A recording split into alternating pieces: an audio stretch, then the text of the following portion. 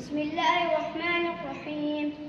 عن أبي هريرة رضي الله عنه أن رسول الله صلى الله عليه وسلم قال: من كان له سعة ولم يضحي فلا يقربن مصلانا.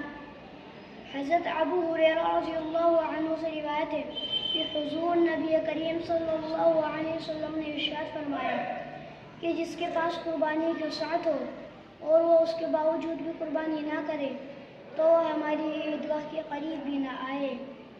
معلوم ہوا کہ جو لوگ مالی وسعت یعنی قربانی کی استطاعت رکھتے ہوئے بھی قربانی ادا نہیں کرتے وہ آنکھیں کھولے اور اپنے ایمان کی خیر منائے۔